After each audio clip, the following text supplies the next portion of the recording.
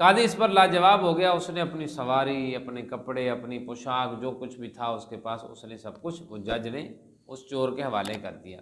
ایک شلوار قاضی کے بدن پر باقی ہے، سارا کچھ چور نے اتروا لیا۔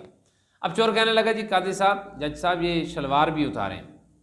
امام ابن جوزی نے ترکی کے مشہور شہر انطاکیہ کے ایک قاضی کا واقعہ نقل کیا ہے اپنی کتاب کتاب الاذکیاء پیج نمبر 237 پر۔ آپ نے چیپٹر نمبر 28 پر اس واقعے کو نقل کرتے ہیں۔ واقعہ بڑا دلچسپ ہے اور اس میں سبق کیا ملتا ہے کہ آج کے دور میں اتنے فرقے ہو چکے ہیں، ایک عام شہری پریشان ہو جاتا ہے کہ میں کس جانب جاؤں، کس طرف قدم رکھوں، کس کی پیروی کروں۔ جس کے پاس بیٹھتا ہوں وہی قرآن حدیث سے دلیلیں دیتا ہے، جس کے پاس جاتا ہوں وہی اپنی سناتا ہے۔ واقعے کی طرف بڑھتے ہیں۔ امام ابن جوزی رحمۃ اللہ تعالی علیہ فرماتے ہیں کہ وہ قاضی ایک دن اپنے کھیتوں کو دیکھنے کے لیے شہر سے باہر نکلے۔ جب گھروں سے کافی دور نکل آئے، ظاہر کھیت شہر سے باہر ہوتے تھے، اب جب باہر آئے تو ان کو ایک چور نے دھر لیا۔ کہنے لگا جی جو کچھ تیرے پاس ہے وہ میرے حوالے کر دے، ورنہ میری طرف سے تجھے سخت مصیبت کا سامنا کرنا پڑے گا۔ قاضی صاحب بڑے پریشان ہوئے، انہوں نے کہا اللہ کے بندے، میں عالم دین ہوں، میرا دین میں ایک مقام ہے، اور ویسے بھی رسول اللہ صلی اللہ علیہ وسلم نے عالم دین کی عزت کا حکم دیا، اور پھر پلس پوائنٹ یہ کہ میں شہر کا قاضی بھی ہوں، تو لہذا تجھے لازم ہے کہ تو میری عزت کر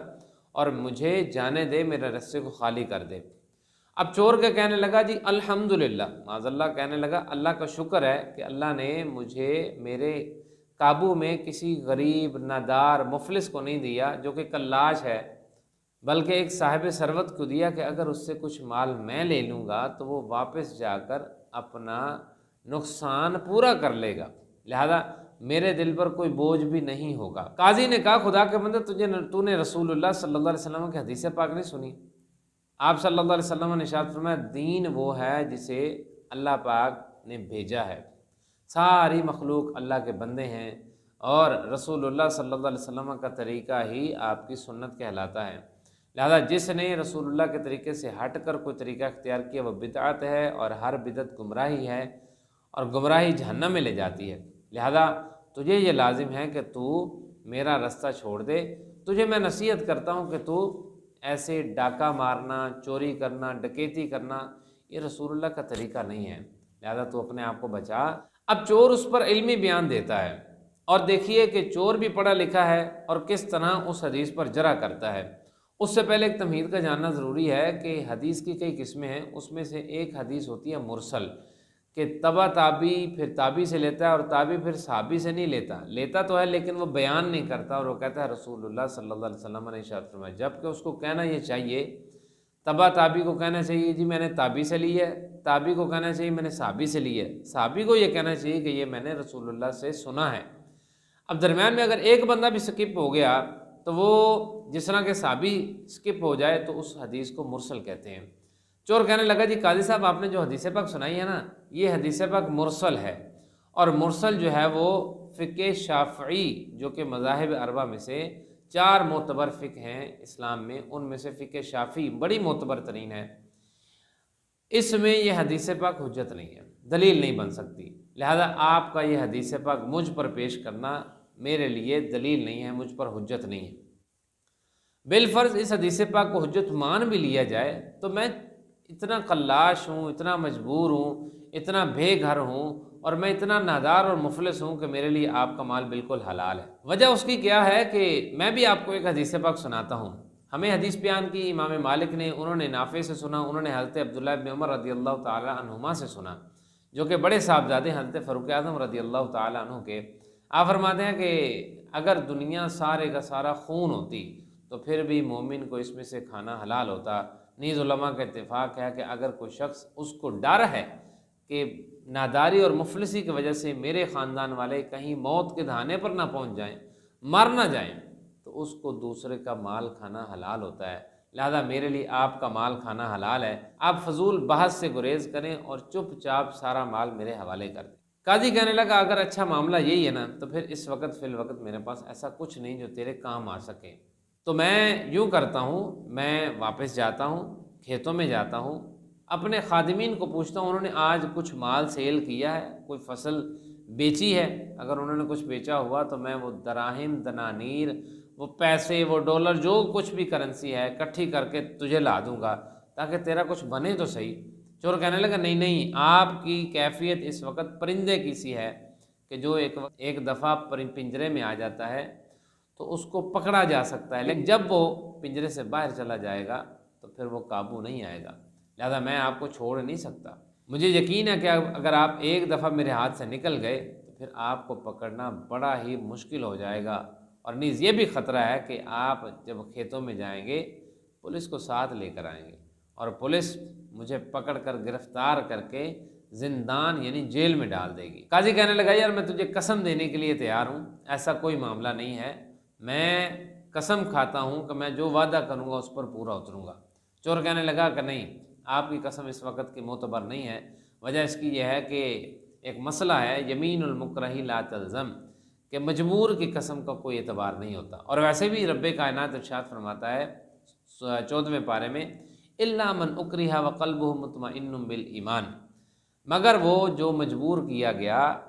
اس کا دل ایمان کے ساتھ لٹکا ہوا ہے، اس کے دل میں ایمان راسخ ہے، اگر وہ زبان سے اپنی جان بچانے کے لیے اس کو کوئی گن پوائنٹ پر کہہ رہا ہے تو کلمہ کفر بول، تو وہ اپنی جان بچانے کے لیے کلمہ کفر بول سکتا ہے، صرف اتنا اوپر سے، نیچے سے اس کا دل ایمان کے ساتھ مضبوط ہے، پختہ ہے، راسخ ہے۔ تو اگر ایک شخص جو مجبور ہے، گن پوائنٹ پر اس کو مجبور کیا جا رہا ہے کہ ورنہ تیری جان لے لیں گے، کلمہ کفر بک، تو اس کو کلمہ کفر بولنے کی اجازت ہوتی ہے۔ مجبور کو کلمہ کفر بولنے کی اجازت ہے تو پھر جھوٹی قسم کھانے کی اجازت نہیں ہو سکتی، لہذا آپ کی یہ قسم میرے ہاں معتبر نہیں۔ قاضی اس پر لاجواب ہو گیا، اس نے اپنی سواری، اپنے کپڑے، اپنی پوشاک، جو کچھ بھی تھا اس کے پاس، اس نے سب کچھ وہ جج نے اس چور کے حوالے کر دیا۔ ایک شلوار قاضی کے بدن پر باقی ہے، سارا کچھ چور نے اتروا لیا۔ اب چور کہنے لگا جی قاضی صاحب، جج صاحب یہ شلوار بھی اتاریں۔ قاضی کہنے لگا بندے خدا کے، خوف خدا کر، یہ شلوار اگر اتارے گا تو پھر میں نماز کیسے پڑھوں گا؟ نماز کا وقت قریب ہونے والا ہے، رب کائنات ارشاد فرماتا ہے خذوا زینتکم عند کل مسجد۔ اس میں معتبر تفاسیر میں آتا ہے کہ اس آیت کا مفہوم یہ ہے نماز کے وقت کپڑے پہن کر، اچھے کپڑے پہن کر نماز پڑھو، اور ویسے بھی اگر میں کپڑے اتار دوں گا تو میرا ستر ظاہر ہو جائے گا، میرا جو ننگ پن ہے وہ ظاہر ہو جائے گا، شرمگاہ ظاہر ہو جائے گی، اور شرمگاہ کے بارے میں، ظاہر کرنے کے بارے میں نبی علیہ السلام نے ارشاد فرمایا ملعون ہے وہ شخص جو کسی مسلمان کے ستر کو دیکھے۔ چور کہنے لگا اب اس کی فکر بالکل نہ کریں، ننگے شخص کی نماز ہو جاتی ہے۔ ہمیں حدیث بیان کی امام مالک نے، انہوں نے نافع سے سنا، انہوں نے عبداللہ ابن عمر رضی اللہ تعالیٰ عنہ سے سنا، فرمایا کہ العراۃ یصلون قیاما ویقوم امامہم وسطہم، ننگے لوگ نماز پڑھیں گے، ان کا امام ان کے درمیان میں کھڑا ہوگا، لہذا وہ نماز پڑھیں گے، ان کی نماز ہو جائے گی۔ بامر مجبوری اب کپڑا نہیں ہے بیچاروں کے پاس تو وہ ننگے نماز پڑھ سکتے ہیں، مجبوری کی حالت میں اذان کا وقت ہو چکا ہے، نماز کا وقت ہو چکا ہے۔ اور نیز امام مالک رضی اللہ تعالیٰ عنہ کا موقف یہ بھی ہے کہ ننگے کھڑے ہو کر نماز ہو جاتی ہے لیکن وہ بڑے ہی دور دور ہو کر پڑھیں گے، اتنی دور ہو کر پڑھیں گے کہ ایک دوسرے کی طرف نظر نہ جائے، اور وہ نماز پڑھ لیں گے۔ اور امام اعظم ابو حنیفہ رضی اللہ تعالیٰ عنہ کا فرمانا یہ ہے کہ وہ بیٹھ کر نماز پڑھیں گے، الغرض نماز ہو جائے گی، لہذا آپ کی نماز بھی ہو جائے گی۔ اور ویسے رہی بات بے سترہ کرنے کی، تو آپ خود کپڑے نہیں اتار رہے بلکہ میں آپ کو مجبور کر رہا ہوں کہ آپ اپنے کپڑے اتاریں، لہذا آپ کو اس بات کا بھی گناہ نہیں ہے۔ اور وہ جو حدیث پاک آپ نے پیش کی کہ نبی صلی اللہ علیہ وسلم نے ارشاد فرمایا ملعون ہے وہ شخص جو کسی مسلمان کے ستر کو دیکھے، تو جناب اس کا مطلب یہ ہے کہ اگر کسی مسلمان کے ستر کو بری خواہش لے کر کو دیکھے گا تو اس کو پھر لعنت کی وعید ہے، تو میں تو ایسا دیکھ ہی نہیں رہا، لہذا آپ اپنی شلوار بھی اتار دیں۔ اس نے قاضی کی شلوار بھی اتار لی اور لے کر رفع چکر ہو گیا۔ اب دیکھیے یہاں پر قاضی بھی دلیلیں پیش کر رہے ہیں اور چور بھی دلیلیں پیش کر رہا ہے، دلیل ہر ایک کے پاس ہے، لیکن تجزیہ عقل نے کرنا ہے، ذوق سلیم نے کرنا ہے، ہماری جو اچھی طبیعت ہے اس نے ہمیں بتانا ہے کہ قاضی ٹھیک تھا، چور غلط تھا۔ اسی طرح اتنے فرقے ہو چکے ہیں، اتنے فرقوں میں سے ایک ٹھیک ہے جس کو سرکار علیہ السلام نے ارشاد فرمایا علیکم بالجماعت من شذ شذ فی النار او کما قال، تم پر بڑی جماعت کی پیروی لازم ہے، جو اس سے ہٹ گیا وہ جہنم میں چلا گیا۔ اور بڑی جماعت اللہ پاک نے اہل سنت و جماعت ہی رکھی ہے۔ اللہ تبارک و تعالی ہمیں اسی سے ہی جوڑے رکھے، اسی میں ہی زندگی اور موت عطا فرمائے، آمین بجاہ النبی الامین صلی اللہ علیہ وسلم۔